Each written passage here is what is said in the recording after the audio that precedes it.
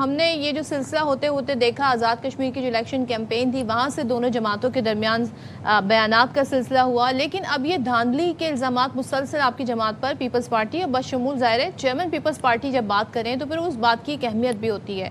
وہ الزامات لگا رہے ہیں بلاول صاحب حکومت مخالف تحریک چلانے کا اندیا دے رہے ہیں، ٹک ٹاک انہوں نے کاؤنٹ ڈاؤن بھی شروع کر دیا ہے.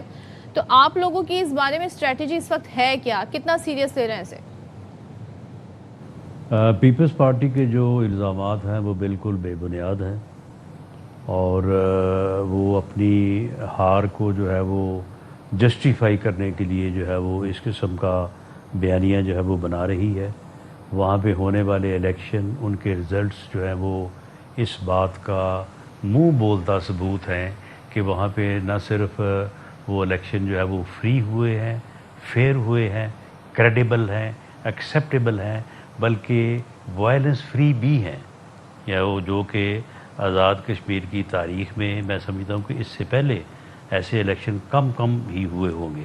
مثال کے طور پہ یہ دوسرے مرحلے کے الیکشن جو مظفر آباد ڈویژن میں ہوئے ہیں، وہاں پہ 7 سیٹوں کے الیکشن جو ہے وہ رزلٹس جو ہیں وہ فائنل ہوئے ہیں. ان میں 4 سیٹوں پہ پی ایم ایل این جیتی ہے، 3 کے اوپر جو ہے وہ پیپلز پارٹی جیتی ہے، 7 کے اوپر جو ہے وہ کنٹیسٹ جو ہے وہ بھرپور ہوا ہے. ہار اور جیت کا مارجن جو ہے وہ 2-3 ہزار ووٹوں سے زیادہ نہیں ہے، 53% سے زیادہ جو ہے وہ ٹرن آؤٹ ہے. تو آپ مجھے بتائیں کہ ایسے میں یہ کیسے ہو سکتا ہے کہ جی جس حلقے سے میں جیت گیا ہوں وہ وہاں پہ الیکشن ٹھیک ہے، اور جو 7 والے حلقے سے میں ہار گیا ہوں وہ جو ہے وہ الیکشن جو ہے وہ وہاں پہ دھاندلی ہوئی ہے. تو یہ بالکل ان کا جو ہے وہ الزام اس الیکشن کے رزلٹ نے یہ ثابت کیا ہے کہ یہ الیکشن جو ہے یہ بڑے کریڈیبل تھے. ان میں لوگوں نے بڑی بھرپور جو ہے وہ پارٹیسپیشن کی ہے، اور جو 2 سیٹیں جن کے اوپر 2 اگست کو دوسرے مرحلے پہ نہیں ہو سکا تو ان کے اوپر پول جو ہے وہ آج ہوا ہے، وہ بھی جو ہے وہ قریب ہے، یعنی نیٹ ٹو نیٹ جو ہے وہ وہاں پہ جو ہے وہ رزلٹس جو ہیں وہ آ رہے ہیں. سارا ٹائم لوگوں نے صبح 8 بجے سے لے کے 6 بجے تک جو ہے 5 بجے تک جو ہے وہ بھرپور جو ہے وہ ووٹ اپنے ڈالے ہیں. تو اس لیے پیپلز پارٹی کو میں سمجھتا ہوں کہ اس بات کا ادراک ہو چکا ہوگا یا ہو جائے گا، اور جیسے ہی یہ الیکشن کا مرحلہ جو ہے وہ ختم ہوتا ہے تو پیپلز پارٹی جو ہے وہ بالکل اس الیکشن کو فری، فیئر اور کریڈیبل تسلیم کرے گی. اور وہاں پہ کیونکہ اب تک کے رزلٹ کے مطابق P M L N has reach to the number two form a government. تو پی ایم ایل این جو ہے وہ گورنمنٹ فارم کرے گی، اور پیپلز پارٹی وہاں پہ اپوزیشن کا بھرپور کردار ادا کرے گی. اچھا رانا صاحب، چیئرمین پی ٹی بیرسٹر گوہر صاحب بھی کہتے ہیں کہ حکومت کی اتحادی جماعت نے وزیر اعظم کو دھاندلی شدہ قرار دے دیا ہے.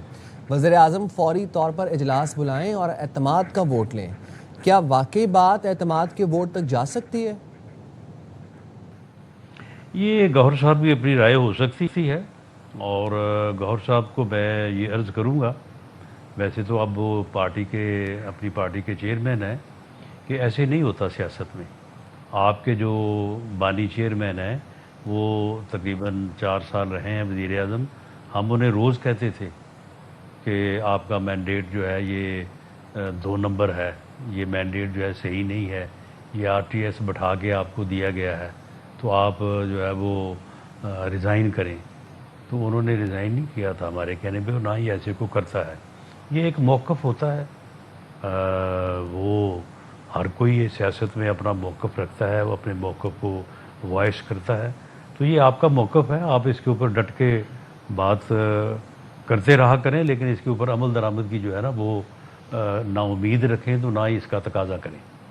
لیکن مولانا صاحب اگر ہم مولانا فضل الرحمان کی رانا صاحب اگر ہم مولانا فضل الرحمان صاحب کی بات کریں تو وہ تو آپ کی جب تحریک آپ لوگوں نے چلائی اور جب آپ لوگوں کو ضرورت تھی تو وہ آپ کے ساتھ تھے. آج ہم دیکھ رہے ہیں کہ وہ تو یہ بات کر رہے ہیں کہ جی پارلیمنٹ کی اہمیت ختم ہو گئی ہے. محمود خان اچکزئی کو مشورہ دے رہے ہیں کہ اپوزیشن کا اجلاس بلایا جائے. تو یہ بھی چلے بیرسٹر گوہر چھوڑیں، یہ بھی آپ کے لیے الارمنگ نہیں ہے سچویشن جو مولانا صاحب کی طرف سے اندیا دیا گیا ہے؟ بالکل الارمنگ نہیں ہے. اس قسم کی پولیٹیکل ایکٹیویٹی جو ہے وہ ہونی چاہیے، اور یہ مولانا صاحب کی اپنی رائے ہے. لیکن جب تک اس پارلیمنٹ میں مولانا فضل الرحمان صاحب موجود ہیں اور جب تک محمود خان اچکزئی صاحب جیسے جو ہے وہ پرانے پارلیمنٹیرین موجود ہیں بلکہ اپوزیشن لیڈر ہیں، اس وقت تک اس پارلیمنٹ کی کریڈیبلٹی کو جو ہے وہ کون کم کر سکتا ہے، یا اس کی اہمیت کو جو ہے وہ کون جو ہے وہ کم کر سکتا ہے۔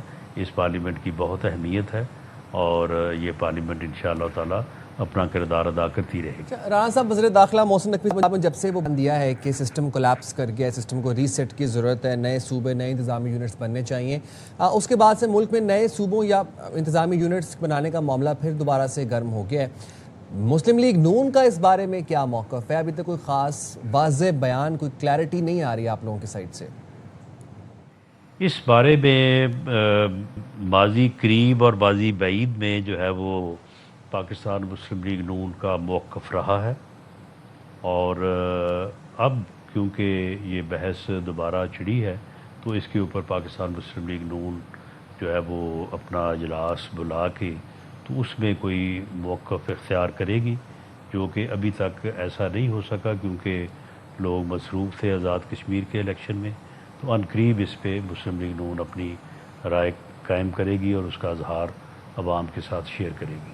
بس میں یہ جاننا چاہتا ہوں صاحب کہ اب ظاہر آپ دونوں جماعتوں کا بڑا اچھا اتحاد چل رہا تھا، بیان بازی کی وجہ سے کافی زیادہ جو ہے وہ تلخی آ گئی ہے، اب یہ جو آزاد کشمیر کے الیکشن ہے یہ مرحلہ وار ہو رہے ہیں، کیا جو اس کا لاسٹ مرحلہ مکمل ہو جائے گا اس کے بعد آپ لوگ مفاہمت کی طرف آئیں گے یا معاملات پوائنٹ آف نو ریٹرن تک چلے گئے ہیں؟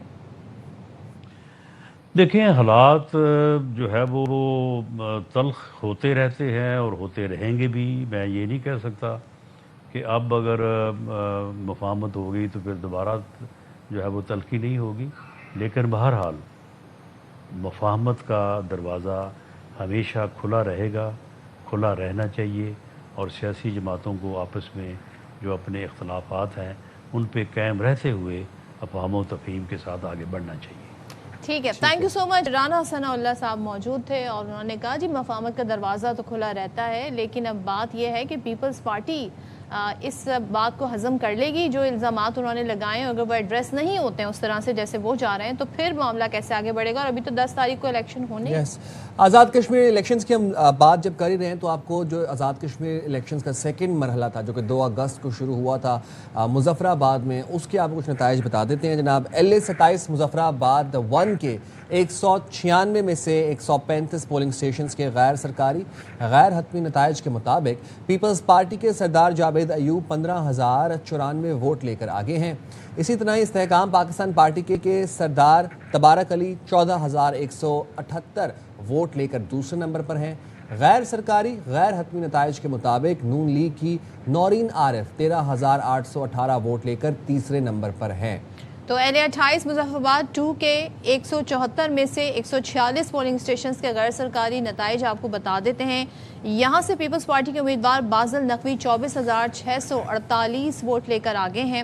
نون لیگ کے امیدوار ہیں چودھری شہزاد محمود 21,965 ووٹ لے کر یہ دوسرے نمبر پر ہیں۔ اچھا، جب ہم بات کر رہے ہیں تو پھر آپ کو اس الیکشن سے متعلق اپڈیٹس بھی پوری طرح سے ہم دے رہے ہیں۔ اب دیکھتے ہیں جی سیکنڈ جو مرحلے کے بعد جو تھرڈ فیز ہے اس کا نتیجہ جب آتا ہے تو کیا صورتحال ہمارے سامنے نکلتی ہے اور پھر دونوں جماعتوں کے جو اعتراضات ہیں وہ کیسے پھر ایڈریس ہوں گے۔